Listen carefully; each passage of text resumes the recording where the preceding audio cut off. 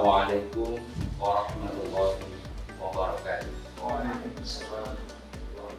Kita masuk ke peta penggunaan sosial dakwah ya.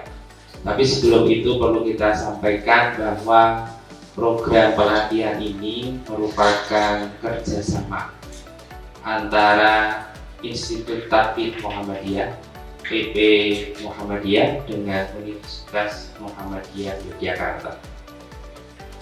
Tujuan dari program ini adalah untuk meningkatkan kapasitas pembuatan konten dakwah di kalangan warga Muhammadiyah.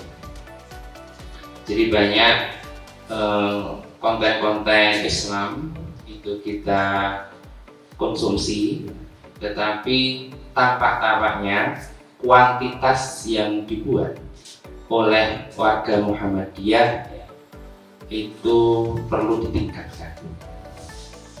Ya, kita bisa melihat ya, sekarang orang lebih cenderung untuk melihat YouTube, melihat tayangan-tayangan dakwah di media sosial begitu.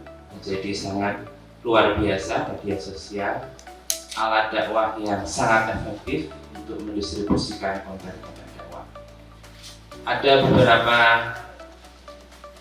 pendakwah yang memang terangkat namanya karena viewers, karena subscribers, karena YouTube-nya banyak dilihat banyak orang. Nah, itu juga yang menjadi bagian dari kita sebagai warga Muhammadiyah untuk terlibat atau berpartisipasi, bukan hanya sebagai konsumer tetapi sebagai produsen. Baik, terkait dengan peta penggunaan media sosial, sesungguhnya kita akan memulai dulu dengan melihat perkembangan revolusi industri. Saya kira saudara-saudara, apalagi yang muda, ini tahu persis tentang perkembangan revolusi industri, mulai dari penemuan mesin uap yang sudah menggantikan physical mechanism, ya. Jadi tenaga manusia, tenaga binatang itu tergantikan dengan mesin uap dan messenger. BlackBerry itu menjadi produk yang luar biasa saya kira pada masa itu, ya, karena menyajikan pesan gratis, ya. Ketika itu SMS itu berbayar, ya, antar provider juga berbayar. Nah, BlackBerry menyajikan sebuah revolusi, sesama BlackBerry itu gratis dan seperti WA. Dulu minuman itu ya terbatas.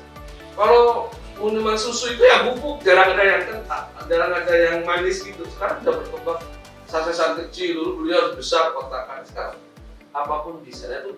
Itu di teknologi, gara-gara teknologi kita bisa mengalami itu. Kita perlu untuk semacam menguatkan dakwah kita. Jadi dari tantangan-tantangan ini kita perlu, tadi ada globalisasi yang berdampak pada budaya yang hedonis, kemudian sebagainya itu sangat mengedepankan keduniaan. Kemudian tantangan kedua tentang bagaimana materi dakwah yang stagnan itu saja dalam khilafiyah lebih disukai, tapi tidak memberikan solusi. Bagaimana agama memberikan solusi? Nggak ada nih Ustadz coba bayangkan Ustadz Jaban Abdul Somad, apa yang betul-betul dibuat untuk kehidupan masyarakat, membangun betul.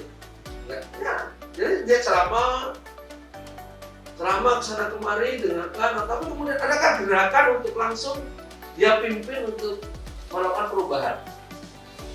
Jarang ada yang begitu. Nanti bang sudah tua baru ada, tapi juga nggak bisa yang gerakannya sama itu saja, tidak.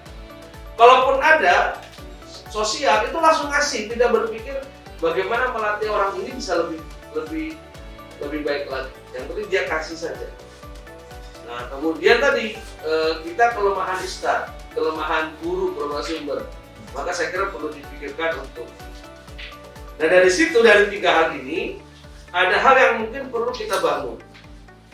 Yang pertama tentu mempersiapkan dai-dai yang mencerahkan. memahami agama yang mendalam dan wawasannya luas, akhlaknya baik. Tentu ini menjadi tanggung jawabnya bukan di PRM ya, tapi mungkin di majelis tabligh dan sebagainya secara umum. Tapi saya pikir di ranting juga perlu memikirkan kalau ada anak muda yang punya bakat, mungkin bisa dipikirkan ini untuk disekolahkan, nanti diminta untuk kembali dan mengajarkan. Atau bisa jadi ketika mencari dai-dai, kita mencari dai-dai yang betul-betul mencerahkan, tidak sekedar dai yang terkenal di sosial media. Apa yang harus dilakukan oleh generasi milenial dan generasi Z? Dan ini teman-teman generasi milenial ataupun generasi Z kali paling belajar Pak Giman sudah generasi kolonial. Nah, jadi ini data yang menunjukkan bahwa 53,81% generasi milenial dan generasi Z itu audiens terbesar dakwah penduduk Indonesia. Tetapi memang mereka tidak terbiasa seperti zamannya Pak Giman atau Pak Widodo yang kalau pengajian 1 jam itu bisa duduk manis mendengarkan, misalkan ahad pagi di Peleman itu kuat. Tapi kalau generasi milenial dan generasi Z ini, mereka hanya selalu inginnya itu serba cepat, serba instan. Maka itulah kemudian muncul dakwah melalui IG ataupun melalui TikTok atau media sosial yang lain, Hello dan sebagainya itu ya paling banter 1-2 menit saja kan. Jadi lebih dari itu mereka sudah mulai enggak ini. Maka tadi disampaikan Pak Miftah tadi, inti ngomongnya Ustadz Abdul Somad sama Ustadz Abdul Hidayat, mana yang kadang kontra, mana yang ini, kemudian dipotong dari 1 menit gabungkan. Kadang tidak sampai 1 menit digabungkan. Ini yang kadang-kadang menjadi ramai di bawah. Dulu saya di majelis tabligh itu 2004, kita sudah punya namanya dakwah seluler. Dakwah seluler waktu itu di Indonesia hanya ada 2. 1 Al-Quran seluler dari Agim, 2 dakwah seluler milik majelis tabligh. Cuma kalau yang Agim itu motong pulsa sekali dikirim pesan itu hanya 165 karakter kan, itu maksimal itu dipotong 2000. Kalau yang dakwah seluler yang milik kita itu tidak potong pulsa, tetapi orang membeli voucher isi ulang seperti isi pulsa itu 15.000 itu sudah dapat pesan dakwah selama 30 hari. Jadi semua orang dulu yang membeli itu dia bisa mengirimkan, bahkan dipakai sendiri bisa, dia kirimkan, dia hadiahkan ke orang lain bisa. Zaman itu hanya dengan maksimal 165 karakter. Sehingga saya sebagai pembuat konten sekaligus pemimpin perusahaan waktu itu ya bagaimana membuat singkatan-singkatan kata yang bisa dipahami oleh pelanggan kita.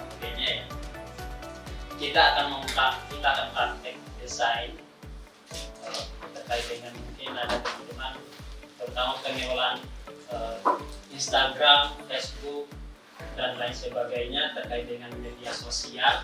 Biasanya kan kadang-kadang kita bingung ya untuk membuat membuat semacam poster itu kan kadang-kadang kita sulit. Kita melihat di Instagramnya teman-teman itu sangat bagus ya, kemudian ada juga quote-quote yang sangat menarik. Kadang-kadang juga kita itu bingung untuk membuatnya itu gimana sih, apa kita harus pakai laptop? Nggak mesti, karena sekarang kan HP sudah canggih dan apalagi Android ya sekarang insya Allah sudah semua lengkap aplikasi yang ada di Play Store itu. Tinggal bagaimana kita memanfaatkan gadget kita itu dengan maksimal untuk kita berkreasi ya terkait dengan konten-konten.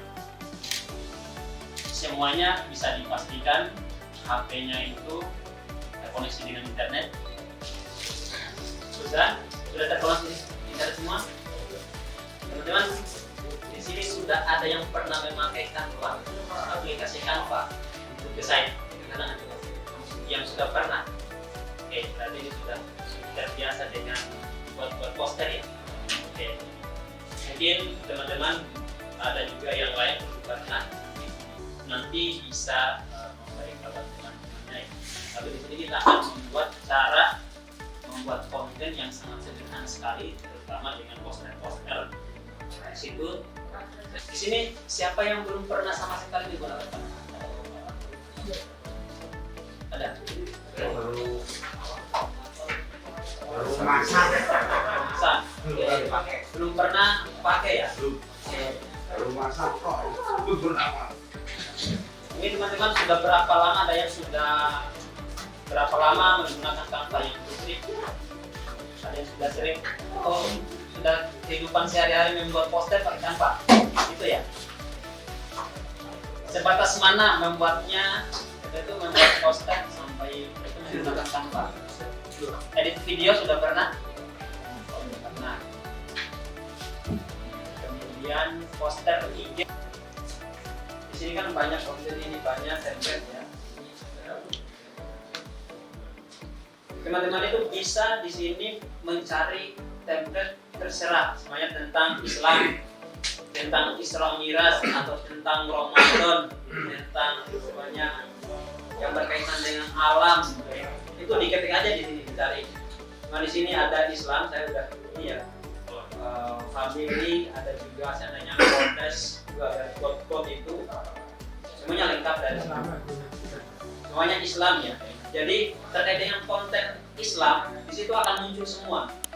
Bahkan lagi semuanya jamnya ya. Itu di sini kan belum ada jamnya ya. Jam berapa gitu. Bisa juga yang plus ini tambah ya.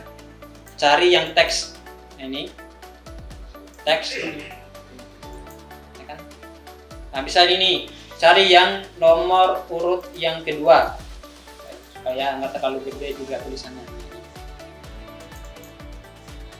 Ini disesuaikan aja di sini di bawah. Di setiap minggu kedua ini yang jamnya itu ditambahkan aja. Umpamanya jam 5 sampai jam 6 ya. Tinggal disesuaikan aja kebutuhannya teman-teman, kreativitasnya teman-teman, kira-kira bagusnya mau taruh di mana posisinya kan.